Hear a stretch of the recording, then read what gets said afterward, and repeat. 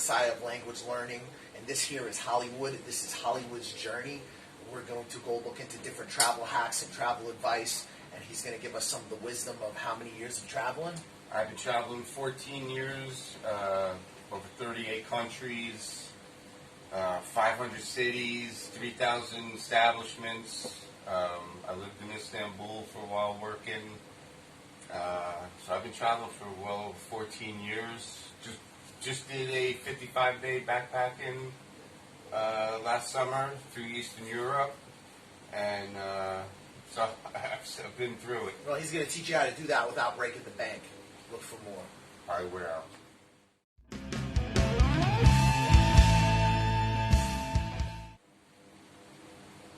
Yo, this is Uncle Hollywood from Hollywood's Journey, and I'm sitting right next to the White Monkey Syndicate himself. He can help you out with getting you anything you need in Vietnam for teaching. I can get him jobs in China too. I could probably get him jobs in Thailand depending on their paperwork. I can pretty much get you a job in most places, but some places are going to require more, some places are going to require less. So I focus on Vietnam and China to some extent, but Vietnam mostly because it's just so much easier to facilitate here. You know? I'm telling you, I'm a very happy client of the White Monkey Syndicate.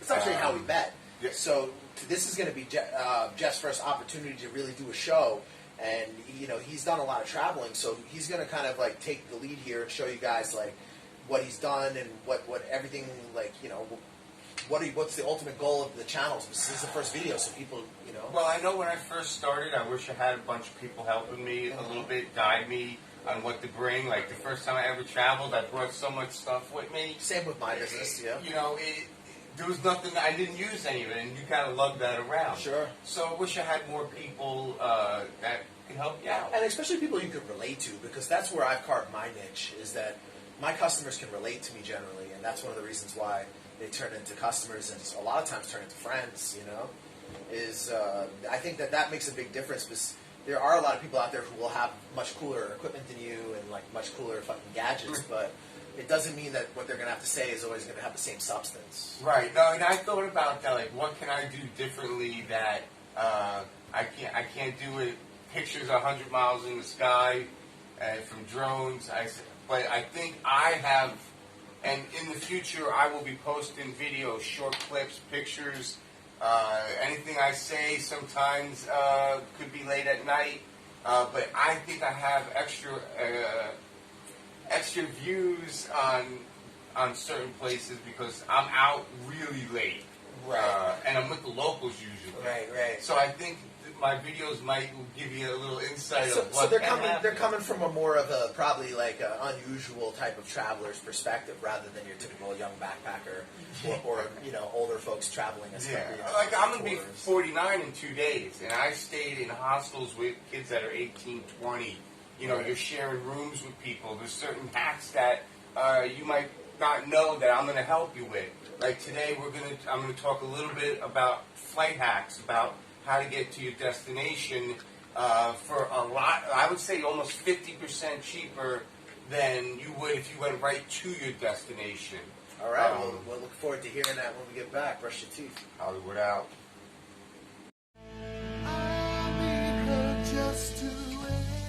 Yo, it's the Don Johnson of teaching children the Englishes. And it's your Uncle Hollywood getting ready to give you some lessons on how to fly somewhere cheaper. I'm just going to give you an example for something I did. I was living in Fort Lauderdale, Florida, and I wanted to go to Rome, and round trip was about $2,200. And then I found a little bit of information that if you take a lower cost airline, such as Norwegian, you can fly into Copenhagen for about $225 one way, and then from there you can catch a flight for like $100 or less to Rome. It's pretty cool. So you know you might spend. You have to come back through Copenhagen if you want to go somewhere else, right?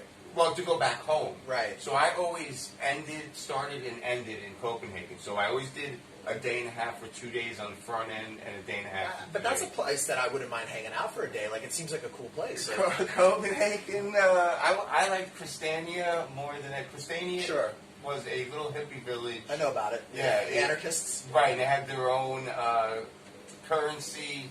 And at this point now, it's just a place where you can go in and see a bunch of art, skateboarding stuff. They have live music. 420 is eligible there. It's kind of a hippie little place. It's cool. It's retained that to some extent. Yeah, So. And they have the Tivoli's in Copenhagen. It's the second oldest amusement park in Europe. So it's not the worst place to fly through for a day. Absolutely not. My favorite beer in the world, Carlsberg. I mean, so tell us more about this. Like, what else?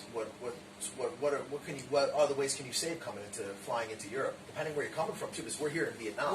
Well, I know as a fact in New York you can fly to Germany pretty cheap, and in Germany, Frankfurt normally. Or Hamburg. Sometimes you get some nice flights on Skyscanner, which I use. Yeah, it makes sense. It's a big city. So I would say New York or New Jersey, you can get to Germany on a cheap way too. Okay, so that's if they're coming from North America. Right. As far as Asia, I'll get back to you on that coast. I mean, I know some tricks for this, and it bears kind of a similar story. Like, you can get very, very cheap flights from the West Coast to certain cities here. You should have a flight from Bangkok. Yeah, like I think if you want to just get to Asia, probably the cheapest would be like Korea or Taiwan. So then you'd have to check the flight. What's the cheapest flight to Europe? Not even like where do you want to go. It's just what is the cheapest There'll flight probably to be Europe? one more transit at least, though, from there. I mean, you'd have to maybe a Southeast Asia or Abu Dhabi or something. Well, you could probably hit 2 to 3 stops. Right. But you break it up. Like I flew this year. I had a 10-hour layover in Vienna, and I took the train. It takes 5-10 minutes to get on the train Europe and go, has a good system, yeah. and you've got 6 hours of eating strudel and drinking beer, and then you get on your flight, you sleep, and you wake up in your destination. You got to plan it good, which is something I'm going to help do because I am kind of anal about my plannings. So once again, I'm going to give a lot more hacks and a lot more advice, and it's going to be well worth it. And one more hack before we go. When booking a flight, and if you're with a couple, you book a row and you book a window in that aisle, and I would say, I believe the number that I remember is 68% of the time, nobody will pick that seat, and you will have that whole row. So when you're traveling 8-10 hours somewhere, that's big to have. I mean, like the West Coast of America to Europe, or even here in Asia to Europe. I mean, that would be absolutely an essential. Because I've sat in seats with people that you don't want to sit. Yeah, as long as you make sure that it's not like a sold out flight, I think I can see why. Who would pick that seat? Right. That's just. It's the last seat they're going to pick unless they. Nobody wants to sit in the middle for 10 hours. No, of course not. But Hollywood's Journey is going to come back with a lot more stuff. Just stay tuned. I'm going to get better with every video I do, and hopefully you just like me. And guys, the White Monkey Syndicate on YouTube. Subscribe and share. The White Monkey Syndicate. And basically what we do is we help advise people looking to relocate to Asia. I primarily focus on Vietnam, but I can help you in Cambodia. I can help you in Thailand. It really depends on what essentially what you have as far as documents or don't have. Check out the YouTube. The Facebook fan page is the New York Nomad 420, but you'll see right away the White Monkey Syndicate. It's a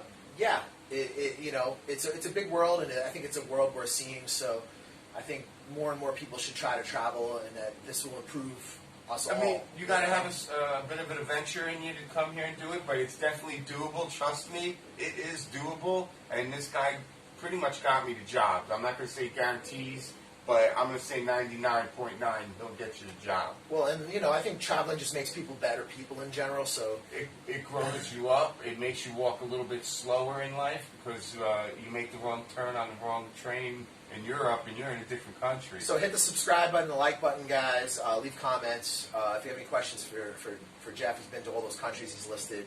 Just put them in the comments. Leave a comment, and I'll help you out with anything I can do for you.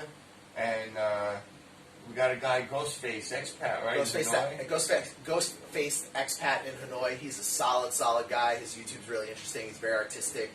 Check him out, the Ghostface Expat. But I think he's spelling like expat, like X. Yeah. I think, Letter X. Yeah. Letter X. Anyway, guys, look for more. Hollywood out.